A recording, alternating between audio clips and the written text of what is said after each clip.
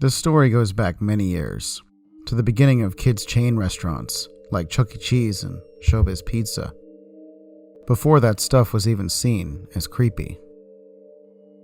Anyways, there was this Chuck E. Cheese restaurant in a kind of seedy part of town just outside of Chicago. I used to go a lot with my mom for lunch because I think she liked the time it would give her to do her work stuff while I ran around and played with the other kids. That was the great thing about that location. There were always lots of other kids there.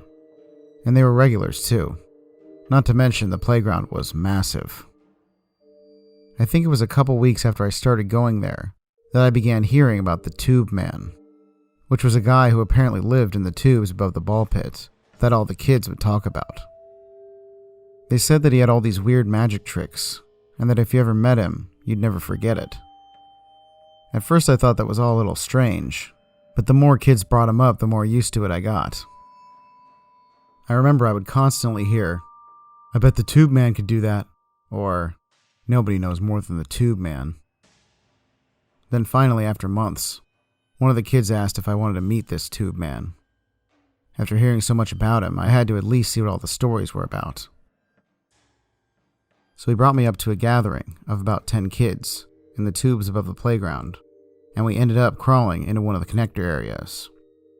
That was when I finally saw the Tube Man. I guess I wasn't all that impressed. He was just some overweight bald guy with a torn up Chuck E. Cheese uniform. He was seated Indian style with this weird old handmade book on his lap. The kids were all sitting in a circle around him, with a really little girl at the center of it. This kind of sent up a red flag, and I had the desire to leave, but then the Tube Man asked something that brought me back. "Hey, buddy. How much do you love Chuck E. Cheese?" I'll admit, I did love him back then. I was a fan. So I told him, I love Chuck E. Cheese. Well, guess what? We all love Chuck E. Cheese, too. That's why today, we're gonna meet him for real. Have you ever wanted to meet the old Chuckster for real? I nodded yes, confirming. Then come have a seat and help us, little buddy. I cautiously sat down in the circle around the guy, anticipating what was going to happen. He put his hand on the little girl's head in front of him, and had everyone else put a hand on her head as well. Then he started reading in some foreign language I didn't understand. I knew this was getting weird, but I guess since everyone else was doing it, I just went along. This went on for about 10 minutes until he suddenly stopped, and with a big smile, he plucked a hair from her head and taped it into the book, on a page seemingly dedicated to a Chuck E. Cheese animatronic. Almost ready, boys and girls. Now it's time for step 2, just like I told you. He pointed down to the ball pit below, then patted the little girl on the head and gestured towards the exit of the tubes. She seemed frightened but still complied with the group as they crawled down the tubes towards the ball pit. The group then circled around her, looking up into the tube connector they just came from. The Tube Man smiled through the porthole window as he looked down at them, holding 10 fingers up. They then began to bury the little girl under the balls. Once her head was completely covered, they laid on top of the balls so that she couldn't get out. Looking up at the window, I saw one of the Tube Man's fingers go down as he began to count. After about 30 seconds, we started to see the ball shake and move underneath the group. Every few seconds a kid would look up at the porthole, a bit unsure, and the Tube Man would just shake his head no, and slowly bring another finger down. After a few minutes, the ball stopped moving underneath the group entirely. I still remember her mother's screams as the girl was pulled out of the ball pit, her face completely blue.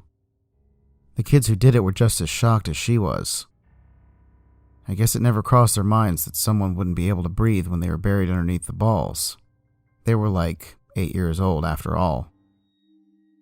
I remember when the cops arrived, I looked up into the area where the Tube Man was watching from, and he was gone. However, there were enough witness statements and camera footage for the cops to find the guy pretty quickly. He had fled to a nearby sewer. I heard his lawyers somehow got him off on a technicality though, since he didn't actually commit the murder himself. I took a break from that Chuck E. Cheese for a while, but I remember it got new management, and about a year later, I ended up at that Chuck E. Cheese again because of a pizza party. I remember thinking it was crazy that the setup was almost exactly the same. The animatronics, the ball pit, all remained intact, even though now there was a sign on the ball pit warning against suffocation. I was actually having a decent time until the animatronic band came on. It was the strangest thing. The Chucky was not following along with any of the songs. It looked like it was misprogrammed or something. Only it wasn't even singing. I remember it just kept bringing its hands to its face, and it almost looked like it was crying. Then it would stop and look around for a few moments and just stare. This kind of freaked me out, but when I saw one of the employees casually watching the show, I figured it was a normal issue and they were used to it. Then one of the kids from our party tried walking past it. The Chucky, out of nowhere, bent forward and reached its hand down to grab the little girl's hair.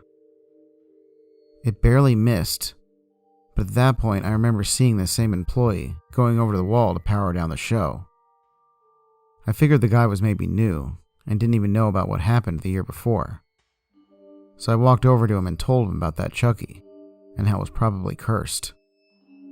The guy just looked at me and chuckled, saying it was just really badly programmed. I started asking my parents to bring me back there constantly after that, and I would always tell everyone not to get near the animatronic.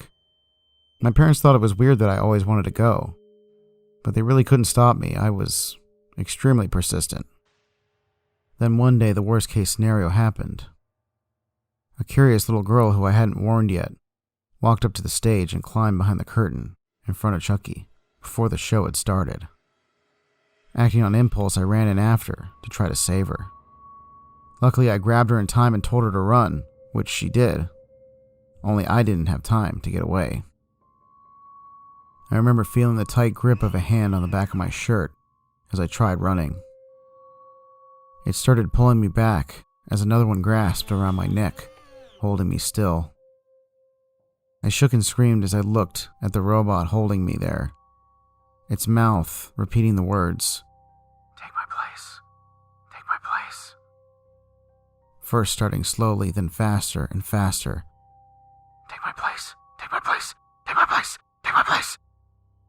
I remember beginning to feel less aware of my body, as if my soul started to separate from it before I lost consciousness. However, I woke up in the hospital. Apparently the girl I saved told the manager of the restaurant, and he opened the curtain and ripped me away from the animatronic before any real damage could be done. The doctors did some tests to try to find out why I lost consciousness, but eventually just determined it was fear of animatronics. After that, my parents stopped letting me go to that Chuck E. Cheese, and I pretty much tried to put the whole thing behind me. There was always the lingering question of what happened to the animatronic though, and I couldn't quite get that out of my head. So one day, years later, I rode my bike back to the place and went to talk to the manager. He immediately remembered what had happened to me, and when I asked him where the animatronic was, he told me that he had a difficult time selling it, but that he finally got a wholesale animatronic retailer to take it off his hands. It was this company in Ukraine who apparently refurbishes animatronics and resells them again. I wish that he had just disassembled the animatronic, or kept it locked away or something. But I guess the money always has to come into play. I just can't believe some unsuspecting place is probably going to buy that thing, and who knows what'll happen once they receive it. I guess I can only hope for the best. Hey, it's Mr. Freaky. What's the scariest animatronic of all time? Leave it in the comments and let's discuss. As always, like this video and subscribe to my channel if you want to see more of this spooky stuff, as well as join the Discord to get involved in the community. Have a horrific evening, everyone, and remember to stay spooky, my friends.